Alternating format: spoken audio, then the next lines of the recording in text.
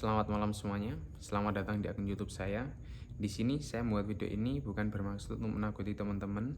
Di sini saya hanya ingin mengisahkan pengalaman saya solo hiking di Argopuro selama 6 hari 5 malam di tanggal 6 sampai 11 Februari tahun 2025 bulan lalu. Jadi video ini saya buat di tanggal 5 Juli, tepatnya di jam 8 malam. Dan saya ingin berbagi kisah tentang pendakian saya tersebut. Sebenarnya saya melakukan solo hiking di sini itu bukan karena nekat, bukan karena apa-apa. Jadi karena di sini saya ingin mengupgrade kemampuan survival saya, mulai dari manajemen waktu, latihan mental. Latihan mental di sini adalah untuk meningkatkan bahwa sebenarnya itu saingan terberat kita itu adalah pikiran kita sendiri, teman-teman. Jadi apapun misalkan ada hal negatif, yang terutama pikiran kita kalau selalu positif, mungkin kita akan kedepannya itu lebih nyaman untuk pendakian karena kita harus berpikir positif, jangan memikirkan hal yang negatif. Alasan saya memilih Gunung Argopuro karena menurut saya itu di Gunung Argopuro mirip sekali dengan di Gunung Rinjani, teman-teman.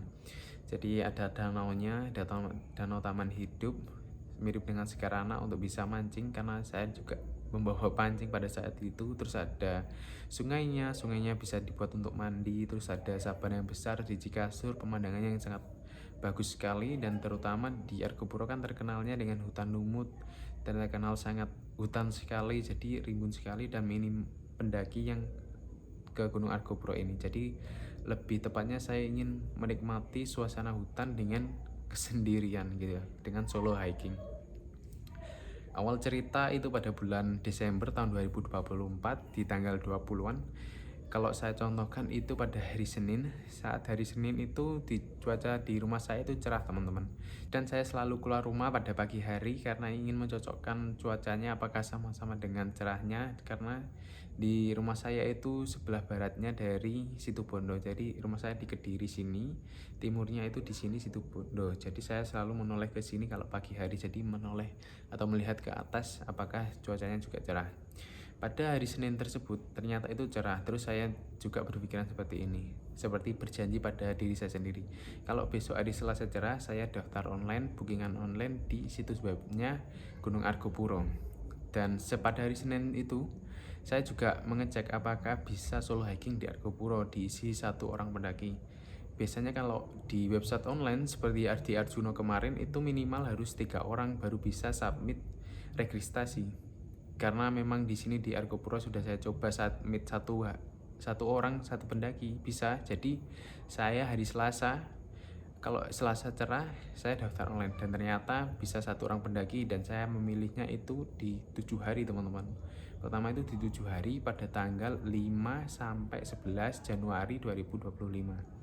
Jadi awal tahun baru harus dinikmati dengan pemandangan yang bagus di gunung ya, mencari suasana baru sih, biar nanti di Februari sampai Desember 2025 itu kedepannya juga cerah ya, pikirnya saya seperti itu.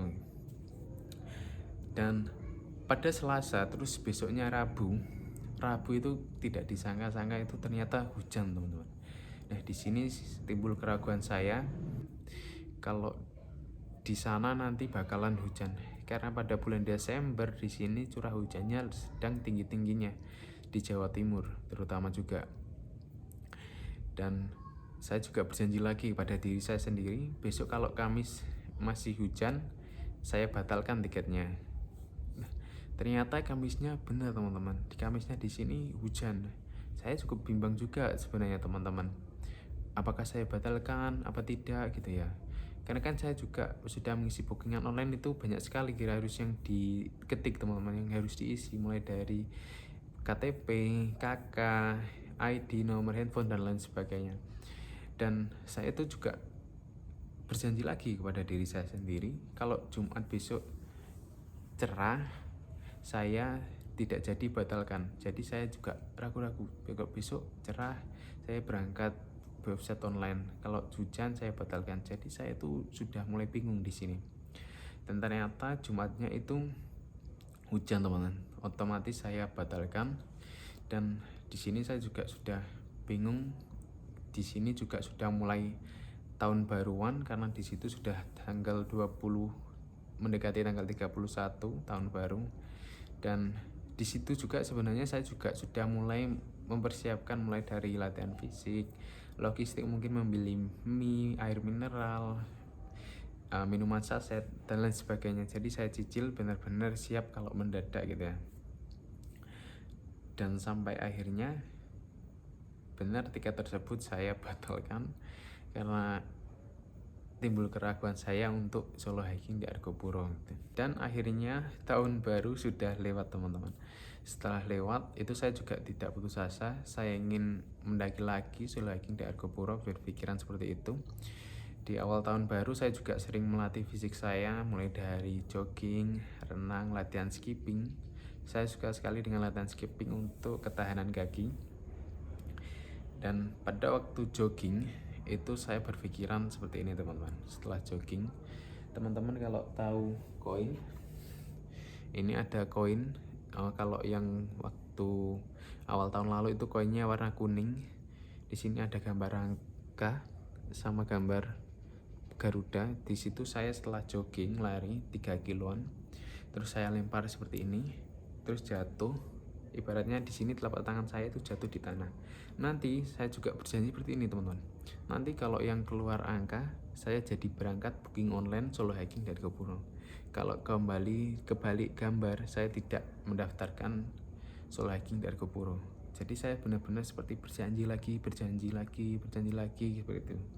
Dan ternyata pada percobaan pertama itu gambarnya angka teman-teman. Gambarnya angka, jadi saya ingin solo hiking gitu ya. Terus saya masih nggak terima teman-teman. Saya ingin coba lagi, 2 lagi gitu. Saya lemparkan yang kedua kalinya, ternyata gambarnya apa teman-teman? Gambarnya Garuda belakangnya. Nggak jadi berangkat kan. Terus saya lempar lagi, harusnya percobaan 3 sih yang harus final, seperti itu saya yang pikirkan gitu ya. Ternyata yang keluar juga masih angka. Jadi berangkat 2 kali, satunya tidak. Kok kayaknya 3 kurang deh. 5 ya mungkin. Saya balik yang keempat, ternyata gambarnya Garuda yang belakangnya. Terus percobaan kelima deh terakhir, ternyata angka. Jadi saya berangkat di Argopuro. Dan pada saat itu setelah jogging saya milih tanggal lagi enaknya kapan yang nggak hujan, karena di bulan Desember sampai Januari, Februari itu juga sering hujan teman-teman. Dan pada waktu itu saya juga melihat perakiran cuacanya di handphone. Perakiran cuaca Argopuro di Baderan, Situbondo, Jawa Timur. Nanti ada dari tanggal berapa perakiran cuacanya itu terjelas. Dan ternyata perakiran cuacanya itu di tanggal yang saya pilih 6 sampai 11 Februari. Itu masih 1 bulan ke depannya padahal teman-teman. Dan jadi rencana itu yang kedua kalinya. Yang pertama itu kan rencana pertama di tanggal 5 sampai 11 Januari, ternyata gagal, ditunda di bulan depannya 6 sampai 11 Februari. Di sini memilihnya saya cuma 6 hari 5 malam. Karena di Argopuro dari Baderan balik lagi ke Baderan gitu ya. Dan akhirnya saya berangkat di tanggal 5 Juli di hari Minggu di jam 12 atau 1 siang dari Kediri sampai di alun-alunnya Besuki, agak ke timur sedikit, pas bertepatan dengan sholat maghrib. Saya sambil beristirahat di situ sebelum sholat maghrib. Terus ada datang 2 anak kecil, ada adik kakak, memang daerah situ tempat tinggalnya. Adiknya itu tanya sama saya, "Bang, mau mendaki di mana?" Saya jawab, "Di sini." "Saya mau mendaki di Gunung Argopuro." Lah, saya terus sama di dalam hati saya gini, ya mau mendaki di Argopuro, masa mau mendaki di mana lagi, kan di sini gunungnya di Argopuro gitu ya. Sambil bersandar di pikiran saya sendiri gitu. "Kok bawa pancingan, Bang?" "Iya, nanti di sana juga mau mancing gitu." Terus sambil basa-basi, "Rumahnya mana, Bang?" "Rumahnya dari Kediri, berangkat dari jam berapa?" gitu ya. Sampai akhirnya setelah itu datang sholat maghrib. Jadi saya menunaikan sholat maghrib dulu. Setelah sholat maghrib ya masih ngobrol dengan 2 anak kecil tadi sambil basa-basi lainnya gitu ya. Terus ada seorang bapak-bapak, beliau juga di daerah situ rumah tinggalnya. Dan beliau bertanya seperti ini, Mas mau mendaki kemana gitu. Saya jawab di Argopuro Pak. Loh kok nekat sampean Mas? Loh saya lo nggak nekat Pak, saya di sini juga sudah persiapan fisik, logistik, latihan mental. Pikiran saya tadi seperti itu Pak. Terus saya jawabnya di realita, loh Mas sama kok nekat gitu. Oh saya cuma diam saja gitu sambil tersenyum. Terus beliaunya itu bilang lagi, harusnya kalau mau mendaki di Argopuro itu minimal ada satu temennya lah Mas yang bisa diajak ngobrol gitu. Saya juga mikir, ini di awal kok sudah ragu untuk solo hiking, terus bapaknya bilang seperti itu. Timbullah keraguan-keraguan lagi pada malam hari itu di tanggal 5 itu. Dan di situ pun masih ramai sekali dan saya juga masih istirahat dan masih banyak bapak-bapak lainnya, dan bapak-bapak lainnya itu mendukung bapak tersebut, bapak si A tadi yang menasihati saya bahwa harusnya minimal ada satu. Ada bapak B, C itu menyambung, iya Mas harusnya ada temennya lagi, di situ bahaya loh Mas karena di Argopuro kan terkenal dengan mistisnya gitu ya. Iya sih Pak, harusnya ada temannya satu lagi, tapi kan gimana Pak, teman saya pada kerja semua, pada sibuk sendiri, apalagi kalau mendaki di Argopuro tidak cukup 4-5 hari, di sini saya sampai 6 hari, belum lagi dari berangkatnya, jadi totalnya hampir 7 hari gitu ya. Saya jawab seperti itu. Setelah ngobrol-ngobrol dan ternyata itu dua anak kecil tadi itu berpamitan. Di sini saya memang beristirahat sampai besoknya, jadi bermalam di masjid di situ karena memang saya kurang pengetahuan tentang jalannya menuju ke base camp di Baderan. Takutnya nanti kan kalau yang di gunung kan biasanya jalannya berkelok-kelok gitu ya teman-teman. Karena mata saya juga minus, gak tahu ini minus berapa. Jadi lebih baik saya bermalam di situ, melanjutkannya di besok pagi, mungkin di jam 6 pagi dan seterusnya gitu ya. Dan setelah itu tibalah azan Isya. Dan saat saya mau mengambil air wudhu, dua anak kecil tadi itu mendatangi saya lagi. Saya lupa teman-teman namanya siapa, tapi terus dia itu mengasih gelang ini, dikasih gelang, terus saya pakai selama pendakian saya di Argopuro kemarin. Jadi pikiran saya, oh saya dikasih ini mungkin sebuah jimat keberuntungan, jimat keselamatan gitu kan, dikasih di daerah tersebut gitu ya, dikasih orang asli penduduk sana. Jadi saya selalu pakai, bang ini buat kenang-kenangan biar nggak lupa sama kami gitu katanya juga. Dan setelah sholat isya kami pun juga mulai ngobrol dengan bapak tadi, bapak beliau si A. Beliau menceritakan bahwa backgroundnya dulu ya adalah seorang guru, sudah mengajar cukup lama, puluhan tahun, 20 atau 30, mulai dari mengajar di SMA, SMP, SD terakhir, dan akhirnya pensiun.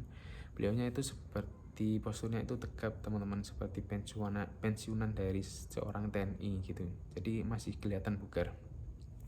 Dan beliau mulai menceritakan tentang kisah di Cikasur, di Argopuro, bahwa di Cikasur itu dulunya tempat sebuah tontonan. Kalau ada perayaan mungkin dari bawah, dari Baderan itu bisa bawa motor sampai Cikasur.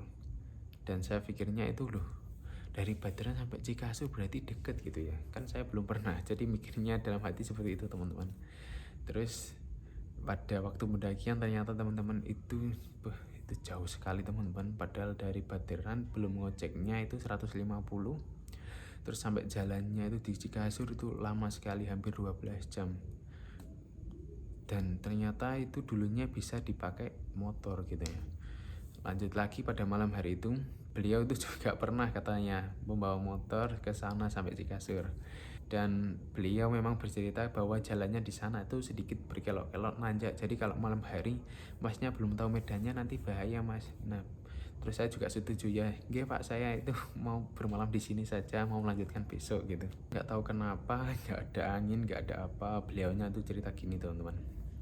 Dulu ada satu pembina, banyak anggota, dan 3 anggotanya itu hilang. Loh, sih saya langsung kaget teman-teman. Wah ini kayaknya nggak enak ini. Dan saat itu juga itu cerita malam, cerita horor beliaunya. Saya pikiran gini, loh Pak jenengan kok cerita horor ke saya malam hari, padahal posisi saya mau pendakian besok pagi solo hiking gitu ya. Saya dalam hati gitu teman-teman, mau bilang langsung kan nggak enak, beliau kan juga bercerita gitu ya. Saya cuma diem saja gitu, dan beliau melanjutkan, dulu seorang pembina tersebut itu mimpi disuruh ngambil 3 batu. Ada batu warna merah, batu warna kuning, batu warna hijau. Saya nggak tahu ini yang nyuruh siapa, pembinanya itu disuruh sama siapa nggak tahu, beliaunya itu nggak cerita. Dan saya nggak mau tanya gitu ya, saya cuma inginnya cuma diem aja gitu ya, kan sudah takut teman-teman malam hari. Dan ternyata beliaunya itu yang pembina tadi disuruh milih salah satu antara 3 tersebut, merah, kuning, hijau. Ya si pembina ini malah milihnya 3 teman-teman, diambil semua. Keesokan paginya atau setelah beliau mimpi, pembina itu mimpi, 3 anggota pramuka tadi itu hilang. Nah hilangnya itu kemana nggak tahu teman-teman saya, waktu jelajah atau waktu bangun tidur terus hilang sendiri, mau buang air besar, air kencing, itu nggak tahu, terus ceritanya itu hilang gitu. Nah si pembina ini kan juga nggak tahu asal usulnya dari Cikasur itu hal-hal apa yang nggak harus dilakukan, ada hal yang harus dilarang gitu ya. Dan pembina tersebut kembali lagi ke Baderan. Nah beliau menceritakan bahwa di Baderan ke warga desanya inisiatif untuk membawa 3 kambing atau domba yang masih kecil, katanya kalau bahasa Jawanya itu cempe. Nah 3 cempe tadi, 3 kambing kecil dilemparkan di semak-semak. Semak-semak kan biasanya kalau di Cikasur itu sampai selutut teman-teman, sampai selutut, jadi dilempar di situ. Itu saya juga nggak tahu, saya nggak ingin tahu karena saya ingin benar-benar melupakan. Jadi saya cuma diem aja, nggak mau tanya. Dilemparkan di rumput tadi, apakah satu tempat ataukah berbeda tempat. Dan alhamdulillah setelah itu 3 orang anggota pramuka tadi itu berhasil ditemukan teman-teman, selama hampir 8 jam atau lebih, dengan keadaan mereka lemas, tidak makan, tidak minum. Di situ saya cuma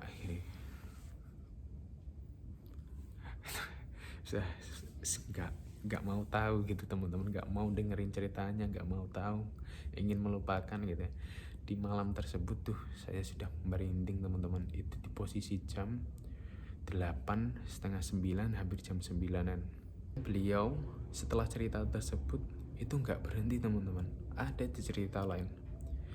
Mas, kalau nanti ketemu buah yang nggak seharusnya di tempatnya, jangan diambil ya mas, buah yang seharusnya di tempatnya. Emang kenapa pak gitu, saya tanya gitu.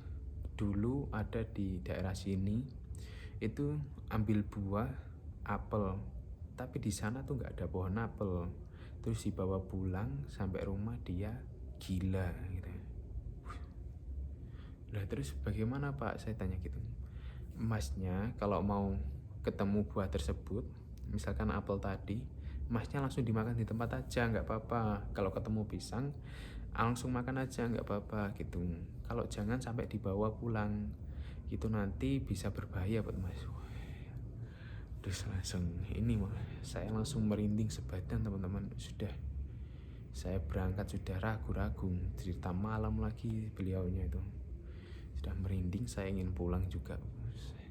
Tapi kalau mau pulang itu jauh teman-teman, dari Situbondo ke Kediri itu hampir 5 jam, apalagi kalau belum tahu tempatnya. Jadi lihat Google Maps itu hampir 6 jam lah paling lama. Di situ tuh saya juga tidak sendiri, saya masih ada banyak bapak lain seperti halnya di maghrib tadi, dan beliau juga berpesan sama itu, mas pokoknya di sana hati-hati, jangan berkata kotor, perilakunya dijaga gitu. Saya sebenarnya kalau dinasihati seperti itu saya juga tahu diri sebenarnya, karena memang di hutan kita harus menjaga posisi kita. Memang benar kadang mungkin ada yang orang berkata bahwa kenapa kita harus permisi, padahal itu kan derajat kita lebih tinggi derajat manusia gitu ya. Ada yang berpikiran seperti itu, ada yang berpendapat seperti itu. Kalau menurut saya itu selama kita bilang permisi itu nggak apa-apa sih teman-teman. Sama halnya kita datang ke suatu tempat baru, misalkan di sini dari Jawa terus saya pergi ke Kalimantan, kita seolah-olah kan harus permisi dulu gitu ya sama orang-orang sana, permisi Pak Bu gitu ya. Jadi kita menghormati, sama halnya dengan mereka-mereka yang sudah di beda alam atau di alam gaib tersebut. Jadi sama halnya permisi seperti itu kalau menurut saya teman-teman. Ada salahnya nggak usah diambil, nggak apa-apa. Ini bisa dicontoh atau tidak nggak apa-apa sih teman-teman, jadi hanya pengalaman pribadi saya. Cakapan saya dengan bapaknya, dengan beliau-beliau itu sampai jam setengah 10 malam dengan kondisi saya sedikit lapar, jadi saya izin pamit cari makan. Nanti kalau saya nggak izin cari makan, wah ini ceritanya nggak habis-habis teman-teman. Jadi saya tambah merinding lagi ingin pulang. Setelah cari saya makan, ketemunya sama mie ayam, dan penjualnya pun juga tanya, masnya kok sendiri berani mendaki gunung di Argopuro gitu ya. Wah ini semua orang harus memperingati saya gitu ya. Dan sebenarnya memang orang di sana itu aslinya Madura teman-teman, orang asli Madura, terus pindah di daerah Situbondo itu di tahun 90 berapa gitu. Dan saya juga kaget sebenarnya, orang Madura kan terkenalnya biasanya kan agak yang kasar atau apa, dan tapi di Situbondo itu ramah-ramah semua. Mereka peduli dengan keadaan saya saat mau mendaki di Argopuro solo hiking. Terus dengan mie ayam tadi, iya Pak saya sendiri, saya dari Kediri gitu.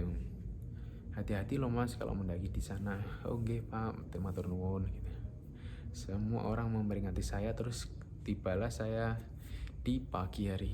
Nah, cerita malam kemarin itu saya sudah lupa teman-teman. Jadi sudah fresh, buka lembaran baru di pagi hari. Jadi pagi hari semangat lagi gitu. Wah semangat ini, nggak usah pulang guys, pokoknya lanjut gitu. Setelah sholat subuh saya cari makan sarapan pagi sama membawa bekal satu untuk makan siang di pendakian. Jadi setelah itu saya langsung OTW ke base camp, itu sekitaran 20 menitan sampai di Baderan. Dan beliau petugasnya bapak itu satu orang kalau nggak salah, Pak saya mau registrasi gitu. Beliaunya bertanya, ini sendirian Mas, sambil lihat matanya dari bawah ke atas gini. Jadi beliaunya itu lihat saya dari kaki sampai atas gini teman-teman. Ini kayaknya mungkin ya, ini saya pikiran sendiri, mungkin Masnya kayaknya mampu sendiri. Beliaunya berkata itu seperti itu matanya gitu ya. Iya Pak saya sendirian Pak gitu. Beliau tuh nggak langsung melanjutkan, beneran Masnya berani sendiri, nggak tanya gitu teman-teman. Jadi memang sudah yakin bahwa saya sendiri kayaknya, jadi saya mampu gitu. Iya Mas silahkan diisi ini bla bla bla dan lain sebagainya. Mas bawa surat sehat. Wah saya pada waktu itu nggak bawa surat sehat, jadi kembali lagi turun lagi di alun-alun Besuki teman-teman. Jadi balik lagi gitu ya, masih antri terus sampainya itu sampai jam 9 pagi baru mulai berangkat naik ojek. Dan harga 150 untuk ojek itu menurut saya worth it sekali teman-teman. Kalian bisa lihat di video sebelumnya itu sudah bukan jalan lagi, itu udah nggak bisa dilalui, lumpur, licin dan lain sebagainya gitu ya. Sampai di pemberhentian ojek, jadi di mata air. Di situ bapak ojeknya itu bilang, mas ojeknya juga, Mas nanti kalau ada pertigaan itu belok ke kiri gitu ya. Pertigaan belok ke kiri. Oh nggih Pak, Mas gitu. Saya baru jalan, terus itu saya belok ke kiri teman-teman. Belok ke kiri itu ternyata salah, terus diteriaki sama Mas sama bapak ojeknya tadi. Mas bukan ke situ jalannya. Loh. Seret. Saya langsung putar balik teman-teman. Seret. Ya ampun, masih sendirian kok salah jalan sisan, masih baru jalan saya teman-teman, sudah salah jalan. Ternyata itu harus masih lurus sedikit, terus baru ada percabangan, itu belok ke kiri. Nah waktu itu saya belok ke kiri, memang jalannya seperti dari ojek, jadi agak ke tengah itu jalannya ban ojek.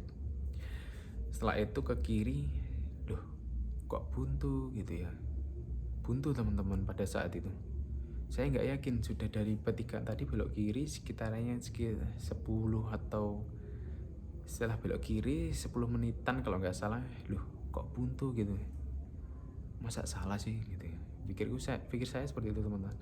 Terus saya kembali lagi itu, turun lagi teman-teman di pertigaan tadi. Terus pertigaan tadi ternyata itu ada pelangnya, memang bener ke kiri teman-teman. Kalau lurus itu tempat lahan sawah warga.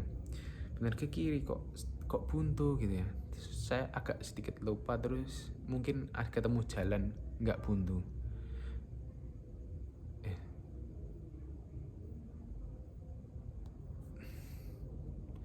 Setelah ke kiri, pertama buntu teman-teman. Buntu terus kemana ya?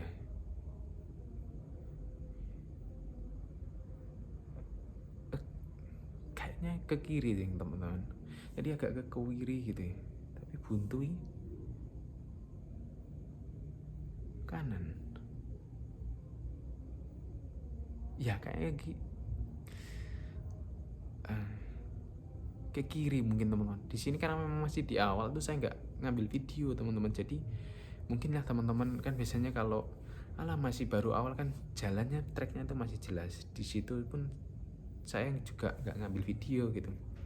Tapi kayaknya memang ke kiri. Nah setelah ke kiri itu baru saya jalan sendirian gitu ya, sampai di bangunan hijau yang di sedikit pos itu baru ketemu sama satu orang pendaki mau turun.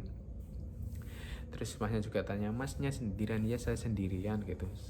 Terus setelah itu tibalah di pintu gerbang di Gunung Argopuro. Saat saya rekam di sini mau masuk ke pintunya, saya rekam, saya sudah hampir mau masuk melewati, itu anginnya langsung datang teman-teman. Bus, kayak seolah-olah itu disambut. This is the gate of you when go to Mount Argopuro. You could walk in past this gate and you walk. Dan di sini pun saya nggak sadar karena memang di sini saya fokusnya sama lelah saya sendiri, itu sama mengabadikan momen, membuat konten juga di Instagram. Jangan lupa follow Instagram saya ya. Setelah masuk terus mulai jalan lagi, jalan sendirian, itu memang di situ landas sekali teman-teman. Setelah itu baru ketemu rombongan pendaki pertama. Yang pertama yang tadi yang di pos, itu yang kedua ada 2 orang perempuan, terus 3 laki-laki. Itu juga bertanya, masnya sendirian? Ya saya jawab sendirian, solo hiking. Mas emang kok kondel gitu.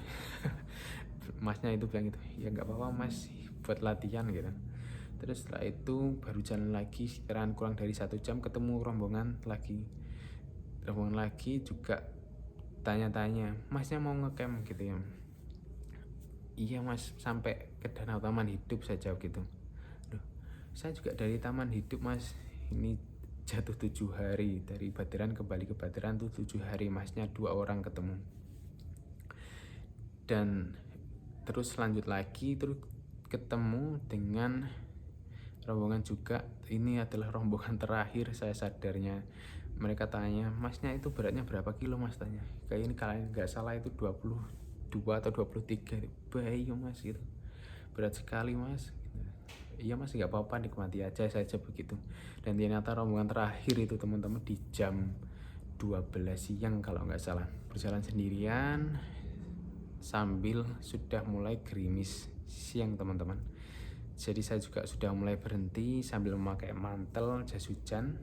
Akhirnya sampai di Sabana Kecil, di situ sudah penuh kabut teman-teman, sudah nggak bisa lihat kanan kiri, semua itu tembok itu.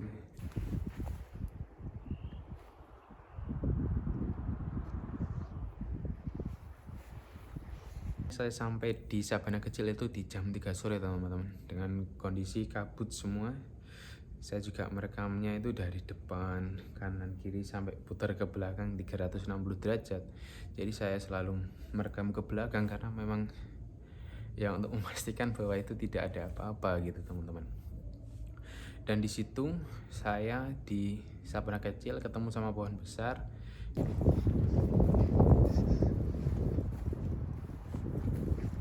Di situ kalau dibuat video sangat bagus, saya berpikiran seperti itu. Jadi di sana saya di Sabana Kecil itu tidak dibuat untuk istirahat teman-teman.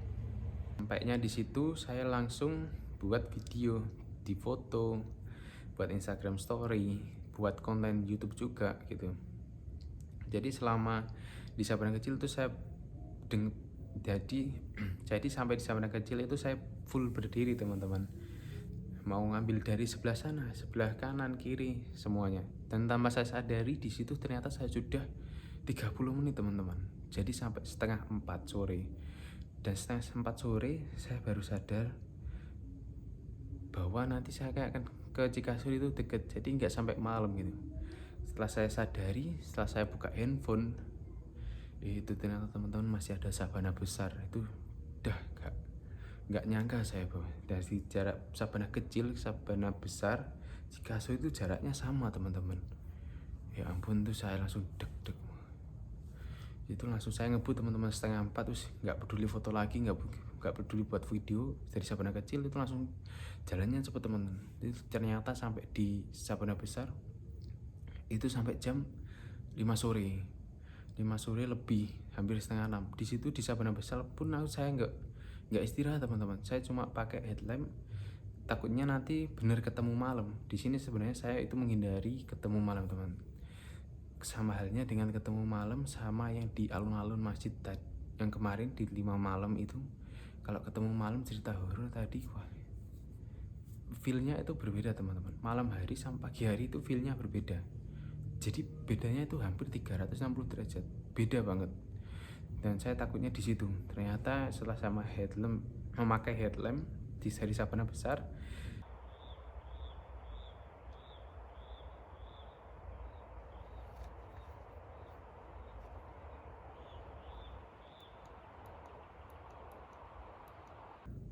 sarung tangan juga itu di situ mulai sudah dingin. Dan ternyata sampai di pertengahan perjalanan di situ sudah mulai gelap. Di situ saya sudah nggak bisa mikir positif lagi teman-teman.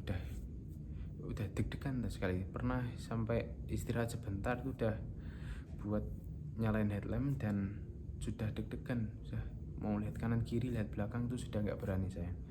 Dan akhirnya itu sampai di malam teman-teman, di malam ya ibaratnya dan sampai akhirnya itu di perpindahan dari sore ke malam hari, sudah mulai petang.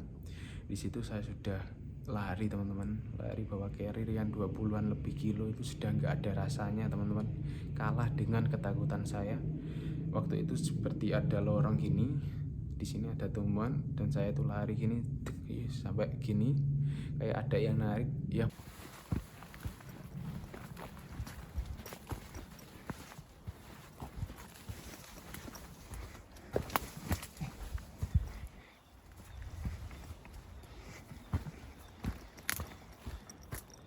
Positive thinking, kenapa tersangkut ya? Saya pikirnya tersangkut di situ karena memang banyak ranting. Ya positive thinkingnya di situ teman, harus tetap berpikiran positif. Setelah itu ketemu malam sampai jam setengah 7 itu dengnya itu malamnya, sampai mulai terdengar suara sungai. Suara sungai itu di sebelah kiri sini teman-teman, sebelah kiri sini. Posisi saya itu di sini. Terus saya cek handphone, loh, sungainya kok di sini, kok saya jalan lurus sini. Dan di peta itu di Cikasurnya itu di sebelah sini teman-teman, di sebelah sininya. Jadi saya, loh, ini bener nggak saya lewat sini gitu. Terus saya sampai sudah jalan itu dari lari teman-teman, larinya itu di hutan, terus keluar lagi ketemu sabana. Ya sabana Cikasur itu kan. Sadarnya setelah pagi harinya, sabananya Cikasur sudah mulai terlihat langitnya. Nah, di sini kok bener lewat sini atau enggak gitu. Setelah saya jalan di situ, saya kembali lagi teman-teman. Saya kembali lagi untuk memastikan bahwa bener jalannya itu di situ gitu ya. Ya ini jalannya bener di sini, ini banyak ada beberapa sampah kecil-kecilan gitu. Ya bener sih, tapi kok cuma kirinya di situ ada sungai, terus di sini Cikasur. Saya tuh di kayak seperti arah berlawanan teman-teman. Jadi di sini Cikasur, saya dari sini. Dan ternyata saya berdiam di sini itu sampai 5-10 menit teman-teman, memastikan positive thinking gitu. Kayaknya bener jalurnya di sini gitu ya. Udah di situ sudah deg bukan main lagi teman-teman, udah deg-degnya bukan. Dan di situ sudah deg-degnya hampir sudah nggak bisa mikir lagi. Bismillahirrahmanirrahim gitu ya, sambil lurus, yakin lurus. Dan ternyata baru ketemu camping di situ. Ternyata dia itu muter gini teman-teman, muter agak sedikit muter. Di situ sudah mulai tenang, ketemu suara orang-orang. 7 malam saya mendirikan tenda di situ. Sudah ketemu tenda lain di seberang sana, dekatnya mungkin 50 meter. Itu saya sudah lega sekali karena ketemu sama pendaki lain.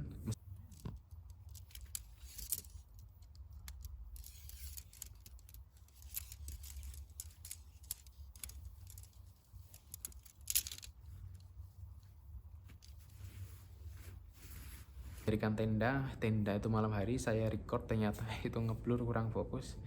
Jadi di sini saya masih ngeffort untuk mengambil video gitu ya teman-teman. Kita ambil video, terus besok pagi sama halnya dengan kemarin teman-teman, sama halnya dari tanggal 5 malam cerita horor, besok paginya langsung semangat lagi. Jadi saya setelah hari kedua itu semangat lagi teman-teman, melupakan hari pertama yang di malam hari tadi.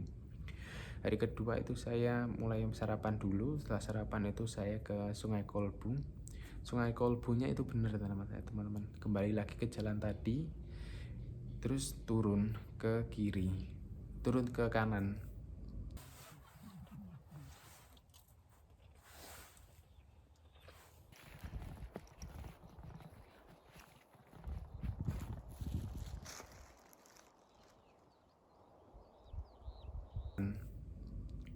Jadi ini jalannya, di sini jalannya ini Sungai Kolbu, di sini turunnya ke sini. Nah, takutnya teman-teman nanti kalau kembali itu salah jalur, harus hati-hati. Terus saya di situ mulai mandi sama mengisi air isi ulang saya. Setelah di situ dari Sungai Kolbu mungkin sekitaran jam 8 saya kembali lagi ke tenda membersihkan sampai di jam 9 pagi. 9 pagi itu saya melanjutkan, jadi langsung ke Cisentor. Di Cisentor di situ ternyata itu masih jauh lagi teman-teman.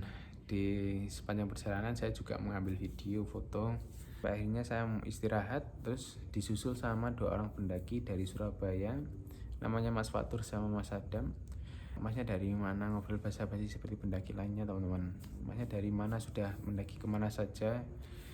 Dan ini mereka perokok aktif, jadi saat mereka merokok harus menghabiskan rokoknya tersebut baru jalan kaki. Sedangkan saya kan tidak merokok. Kadang memang ada beberapa momen saya bareng sama mereka, kadang ada beberapa momen juga saya berjalan sendiri. Setelah itu memang dari situ saya berjalan bersama-sama sampai menuju ke Cisentor. Nah,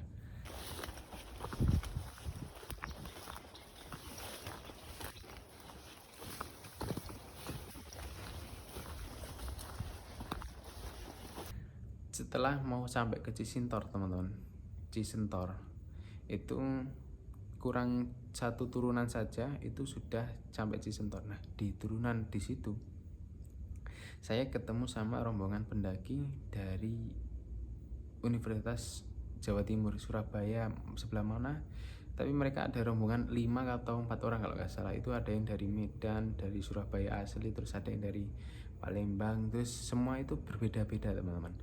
Di situ salah satu dari anggota mereka itu ada yang sakit. Kalau saya contohkan itu seperti ini teman-teman. Ini tinggal 1 turunan sini, ini Cisentornya. Di sini tuh ada sungainya. Jadi gini, turunan di sini. Nah, waktu di sini saya ketemu yang rombongan tadi.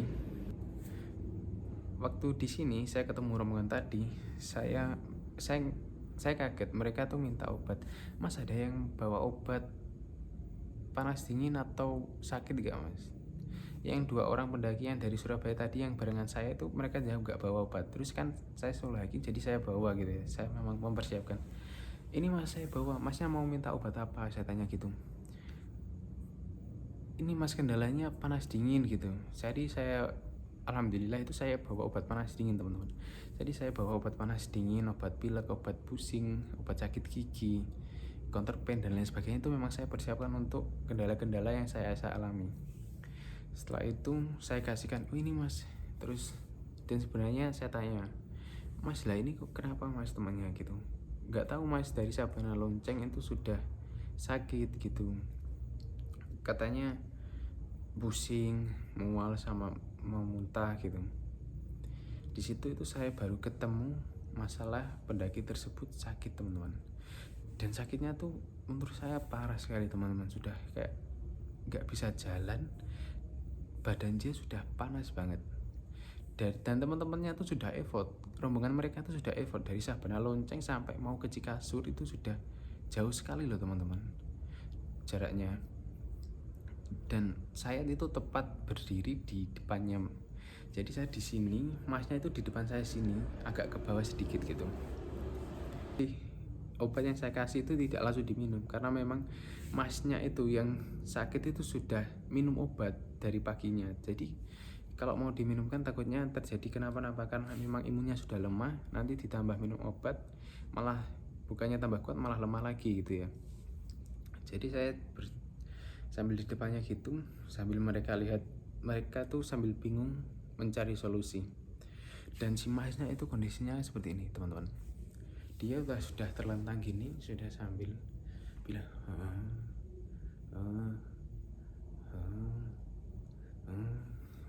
sudah gitu teman-teman, sudah nggak bisa buka mata, sudah mulutnya pucat. Terus ada temannya bilang, sebentar lagi mau sampai Cikasur,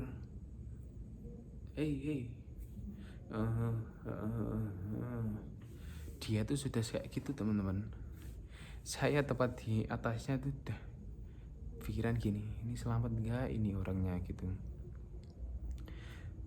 Dan saya juga melihat rombongan mereka tuh berdebat, ya bukan berdebat, mencari solusi. Ini enaknya dibawa gimana? Di sini nggak ada sinyal, nggak ada angin, di sini nggak ada sinyal. Sambil mereka berpikiran untuk membopong mereka, terus bertanya sama pendaki dari yang Surabaya 2 orang tadi, teman saya, Mas ada yang bawa sarung nggak gitu? Sarung ada mas, ini 1 tapi nggak terlalu kuat kayaknya. Jadi rombongan mereka mau berpikiran bawa tongkat, dibawa 2 orang ke depan belakang, terus mereka itu membawa temannya yang di tengah pakai sarung. Dan mereka tuh sudah dicoba teman-teman, cuman kan kayunya di Argopuro itu nggak sekuat di kayu lain, jadi memang tetap susah cari kayu yang benar-benar kuat. Karena kondisinya di sana itu kalau rapuh sekali, kalau kering sekali. Rapuhnya itu kena hujan itu teman-teman, banyak airnya terus patah. Dan di situ saya cuma bisa diem aja teman-teman. Saya sambil mikir gini, saya lihat postur tubuhnya yang di depan sana, rombongan mereka sama mas-mas yang dari Surabaya, Mas Adam, Mas Fatur. Saya lihat ini kayaknya yang paling besar tubuh saya ya saya sendiri. Cuman saya sedikit merasa bersalah, nggak bisa ngapa-ngapain gitu. Jadi saya cuma kok bisa diem aja. Mereka itu ngerjakan solusi, cari solusi itu saya juga diem teman-teman. Saya nggak pernah menemukan hal tersebut. Dan menurut saya masnya itu yang sakit sudah parah. Dan akhirnya itu ada rombongan datang lagi 3 orang yang membawa obat untuk masnya. Jadi mas rombongan tersebut itu di situ sudah hampir 7 hari. Jadi mereka sudah kehabisan gas, kehabisan logistik. Jadi mau menetap pun nggak bisa gitu ya. Setelah itu datang 3 orang pendaki dari Cikasur membawa obat. Mas ini yang sakit siapa gitu tanya. Oh ini mas obatnya kemarin ini. Soalnya mas yang dari rombongan ini dari puncak Argopuro kalau nggak salah, itu ketemu pendaki TikTok. Jadi pendaki TikTok itu turun lagi ke Baderan, terus memberitahu pihak base camp untuk menjemputnya di Cikasur. Dan setelah masnya memberikan obat tadi, masnya itu juga menanyakan gini, Mas ini enaknya gimana gitu. Jadi itu tambah bingung. Di situ ada saya 3 orang pendaki, saya sama ada Mas Fatur, terus rombongan mereka ada 4 atau 5 sama tambah 3 orang terakhir. Di situ ada hampir 11-12 orang. Dan ternyata itu mas yang terakhir, rombongan terakhir 3 orang tadi, salah satunya itu porter teman-teman, guide. Jadi namanya Mas Rido, dan akhirnya Mas Rido yang memberikan keputusan bahwa Mas Rido menggendong yang sakit tersebut. Itu kuat sekali memang. Dan akhirnya Mas Rido memberikan keputusan untuk menggendongnya di belakang, membopong ke atas ke Cikasur. Terus saya sambil turun hampir di Cisentor ya, 50 meter lagi tuh Cisentor teman-teman. Saya sambil istirahat di depannya air terjun.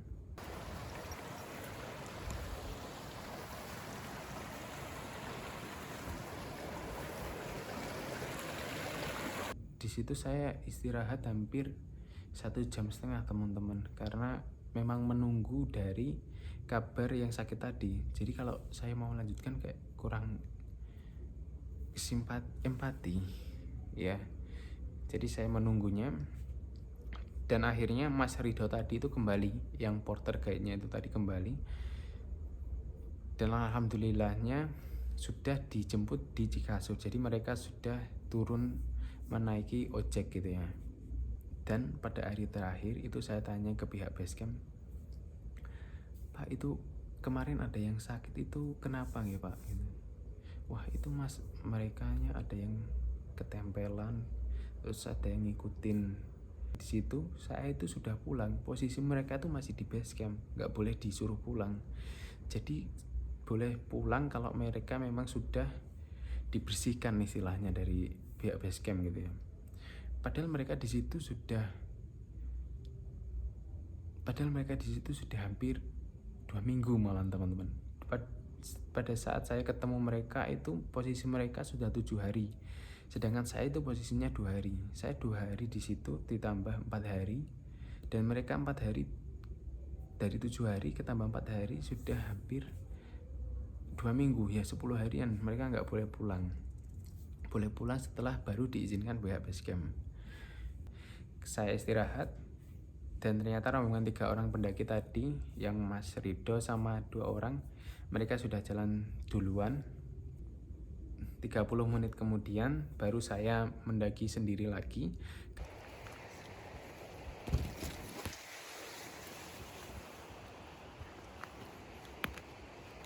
Karena Mas Fatur sama Mas Adam di sini masih ingin istirahat, ingin makan siang juga, membawa bekal.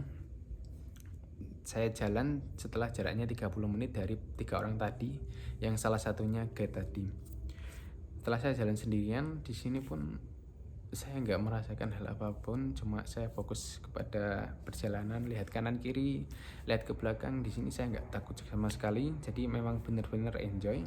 Kayak mau ke Rawa Embik itu saya masih bisa melihat di rombongan pendaki yang 3 orang tadi. Nah, akhirnya itu sampai di Rawa Embik teman-teman.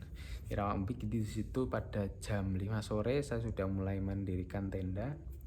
Belum sampai ketemu malam. Jadi alhamdulillah aman, berbeda dengan di hari pertama. Setelah langsung mendirikan tenda, posisinya sudah mulai gerimis, jadi saya masuk tenda.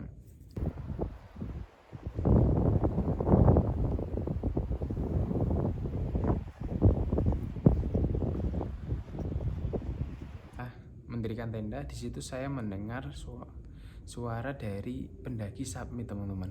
Jadi saat di Cikasur tadi itu ada rombongan pendaki yang sudah submit. Mereka itu submit duluan teman-teman, di jam 7 pagi kalau nggak salah. Sedangkan saya berangkat di jam 9 pagi. Mereka submit jam 7 pagi, sampai di Rawa Embik itu jam 5 sore teman-teman. Jadi betapa jauhnya teman-teman, jam 7, 8, 9, 10, 11, 12, 1, 2, 3, 4, 5. Itu hampir 12 jam masih sampai di Rawa Embik. Belum nanti di Sentor, nanti di Kasur. Nah, di sini pun saya sadar, wah teman-teman kalau mau submit itu jangan di Cikasur teman-teman. Kejauhan dari Cikasur sampai ke puncak Argopuro itu masih jauh. Nah, kalau teman-teman mau submit harus diperkirakan ya, mungkin di Cisentornya atau di Rawa Embiknya. Tapi ada yang bilang teman-teman kalau jangan pernah mendirikan tenda di Cisentor, karena di situ tuh tempatnya agak apa ya, agak merinding katanya. Tempatnya itu ada sesuatu hal yang kurang baik gitu ya. Malah bahayanya di Cisentor, jadi jangan di Cisentor ya. Mau nggak mau memang kalau nggak pilihannya di Rawa Embik atau di Cikasur aja teman-teman. Jangan sampai kita ngecampnya di Cisentor. Biasanya kalau kita cerita gini tuh mereka tuh kadang datang teman-teman. Ada yang bilang seperti itu. Nah, setelah itu dari jam 5 mereka sampai jam 5 teman-teman. Terus mereka itu salah jalur, mereka mau ke jalur kembali teman-teman. Mereka itu dari sini ya, dari atas sini. Harusnya tuh jalannya tuh ke sini teman. Dari sini ke sini ya, anggap aja ke sini. Dari sini campnya saya di sini. Dari atas sini terus di sini. Dia itu ngobrol sebentar sambil menyapa teman-teman yang di luaran tenda. Monggo mas, monggo mbak gitu ya. Hati-hati mas, mbak.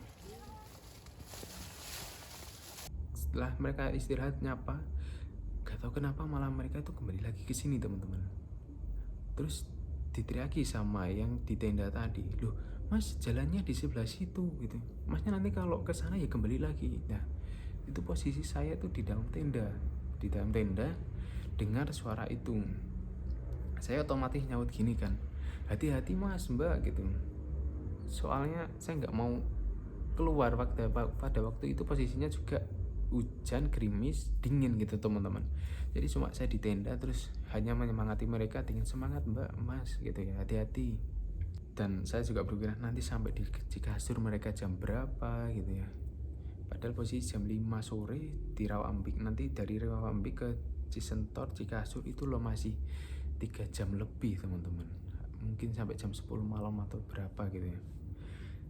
Setelah itu saya di malam hari itu di Rawambik sudah tidur nyaman sekali. Di situ juga ada mata airnya teman-teman. Setelah itu datang besok pagi di hari ketiga. Di hari ketiga itu saya juga sudah sarapan pagi sambil membawa bekal untuk nanti siang.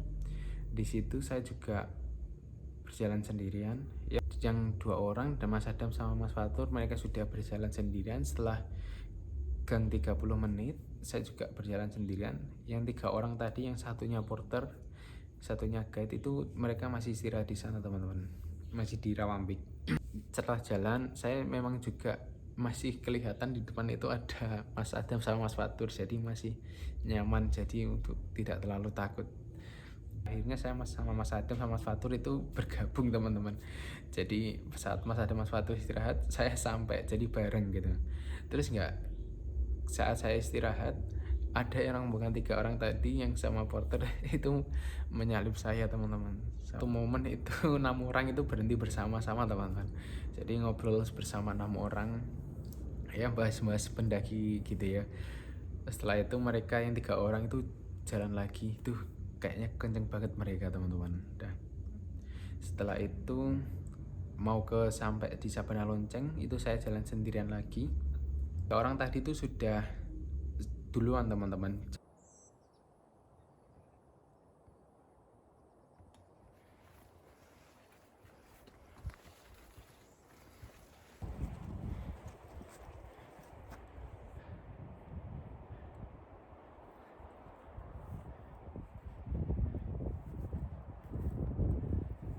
Saat saya sampai di Sabana Lonceng, itu Sabana Loncengnya itu tepat di tengah sini. Kalau ke kiri di sini itu puncak Rengganis, kalau lurus di sini itu puncak Argopuro. Jadi di sini tasnya itu saya taruh di sini di Sabana Lonceng, terus saya summit ke kiri. Dan di saat saya mau menaruh tasnya itu ada 3 carrier masnya tadi. Jadi ketemu sayanya itu di puncaknya Rengganis. Saya baru sampai, mereka mau turun gitu ya. Saya dari Sabana Lonceng sampai ke puncak Rengganis itu sendirian teman-teman. Jadi benar-benar sendirian. Di situ juga penuh, sudah kabut semua, sudah tembok.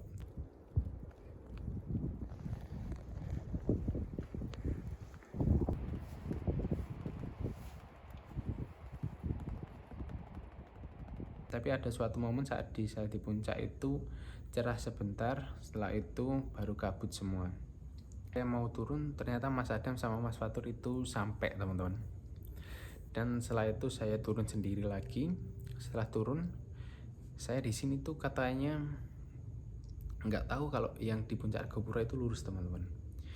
Katanya itu kalau di pertigaan Sabana Lonceng, yang kiri itu puncak Rengganis, yang kanan itu puncak Argopuro. Jadi pikirannya saya pertama setelah turun, saya harus cepet-cepet. Di situ juga yang di posisi di puncak Rengganis itu sudah jam 2 atau jam 3. Turun, saya pakai carrier, terus saya belok ke kanan. Belum sadar kalau yang jalannya itu lurus teman-teman, yang puncak Argopuro. Setelah itu saya ke kanan, loh buntu lagi gitu.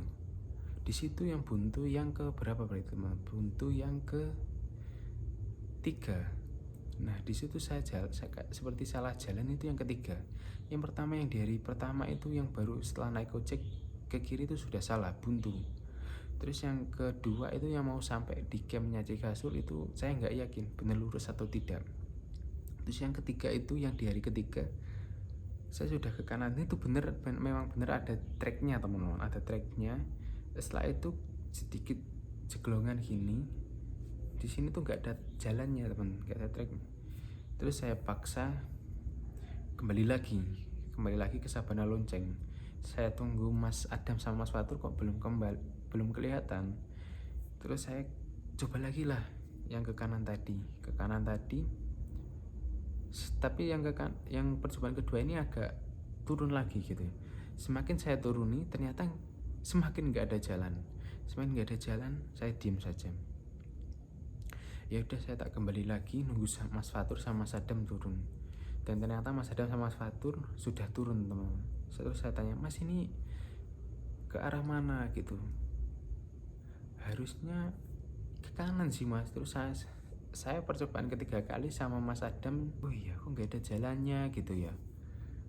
Terus itu tetap saya paksa, ya bener ini sih jalannya Mas gitu katanya.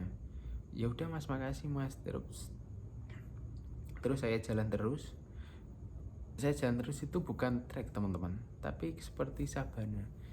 Kalau sabana kan biasanya ada satu trek. Nah itu sabananya agak bukan trek tapi saya bisa lewati gitu ya.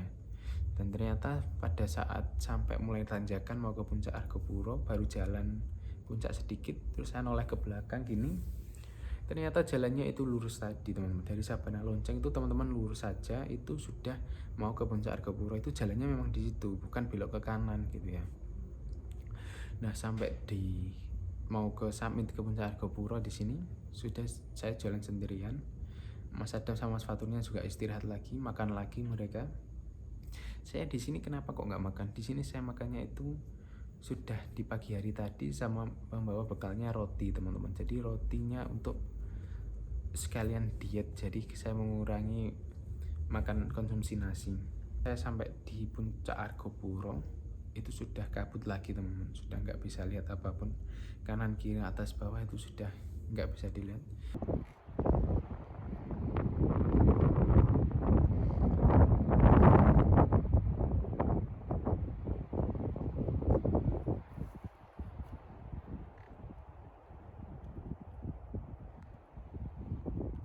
Di sini tuh perasaannya juga sudah mulai biasa sebenarnya, sama halnya dengan mendaki sebelumnya, sama halnya dengan hari-hari sebelumnya, perasaannya biasa. Setelah saya submit dan setelah saya foto-foto, membuat video juga, dan saya mulai ragu-ragu lagi teman-teman. Di sini kalau saya contohkan tuh seperti ini. Puncak Argopuro itu di sini teman-teman. Nah, puncak Argopuronya itu di sini.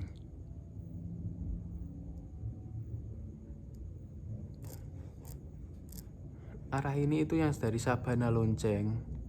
Ini Sabana Lonceng ke sini. Nah, di sini tuh ada jalan teman-teman. Ke kirinya. Nah, waktu itu saya belum sadar. Saya tuh ambilnya ke sini. Setelah foto video tadi saya ambil carry terus langsung ke sini. Dan tahu teman-teman, di sini tuh, nah di sini tuh, itu sudah jurang teman-teman, jurang. Posisi sebelah sini semua lingkaran sini, itu sudah kabut. Saya nggak bisa lihat kanan kiri atas bawah, nggak bisa lihat, kabut, benar-benar tembok putih. Saya di sini, terus kembali lagi ke sini. Saya lihat sekeliling di sini. Lah ini loh jalannya cuma dari Sabana sini sama ini. Kok nggak ada lagi? Kalau saya nekat turun di sini teman-teman, itu kayaknya saya akan tergelincir terus jatuh ke jurang. Saya di sini terus sambil di puncak lagi, saya sambil menunggu keputusan untuk menunggu Mas Adam sama Mas Fatur, 2 orang pendaki Surabaya tadi. Setelah saya menunggu di sini, saya sambil makan roti-roti juga lah, istirahat di pohon sini.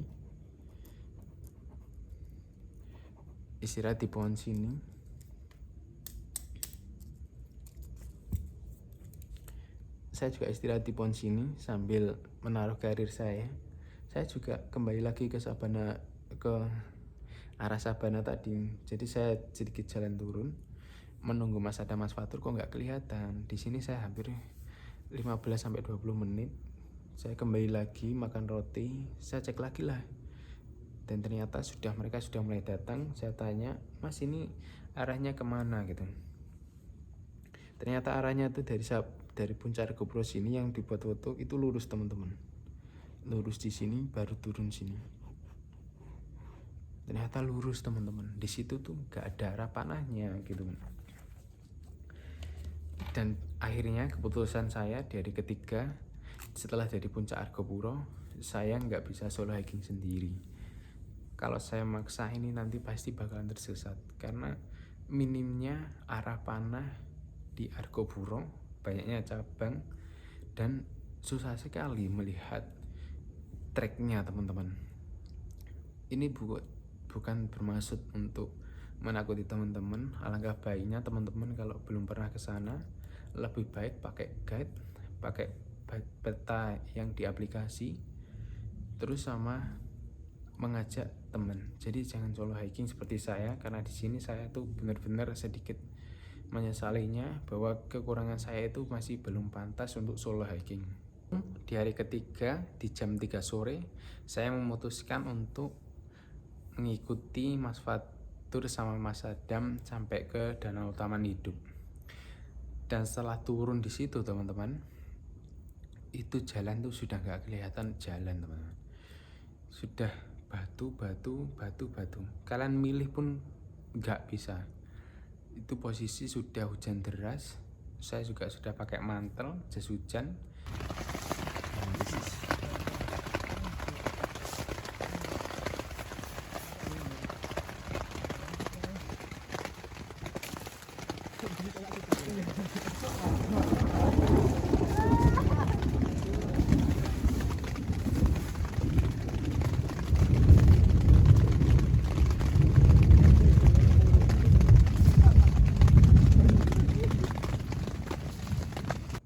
Jalan pun nggak kelihatan, treknya yang mana tuh nggak kelihatan. Jadi sesuai keyakinan teman-teman, itu banyak sekali jalannya. Ibaratnya teman-teman kalau sudah pernah ke Penanggungan, itu dari puncak Bayangan mau ke puncak Pawitra, itu kan bisa milih kanan kiri atas bawah.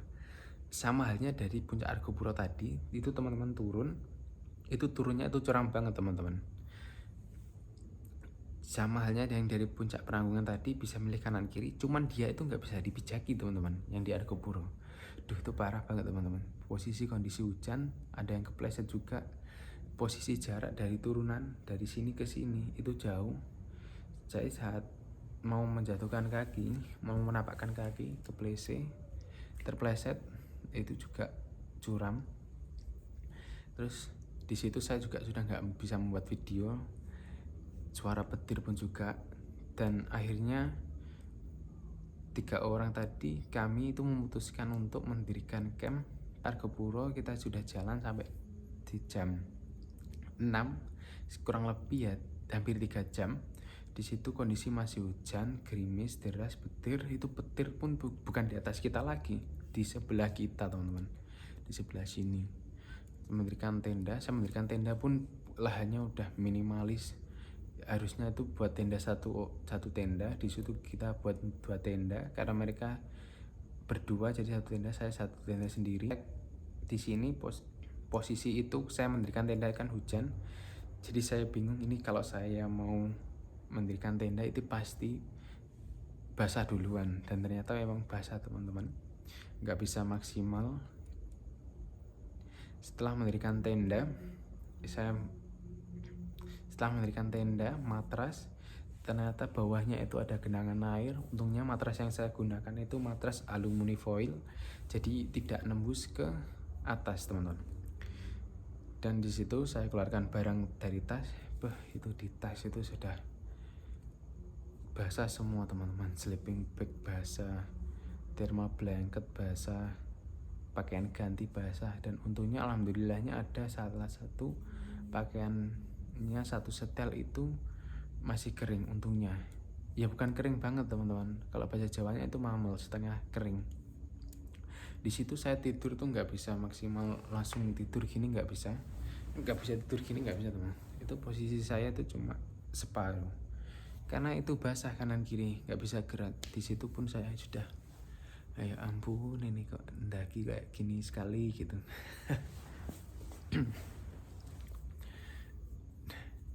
Di situ posisi maghrib nggak bisa tidur sampai besoknya teman. Ya bisa tidur tuh 1 jam 2 jam terus bangun lagi karena nyenggol di kanan kiri itu air. Dan besok paginya itu masih gerimis, sarapan dulu, melanjutkannya itu tetap jam 8 pagi 9 pagi menuju ke Danau Taman Hidup.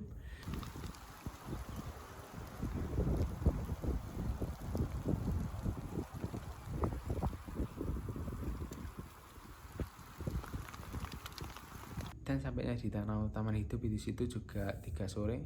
Sepanjang perjalanan itu sudah hujan deras teman-teman, hujan deras, kabut juga pasti, udah pandangan sudah nggak bisa lihat kanan kiri. Jadi keputusan saya untuk bergabung dengan Mas Fatur Mas Adam adalah keputusan yang baik karena saya juga kurang pengetahuan di Argopuro karena belum pernah sama sekali.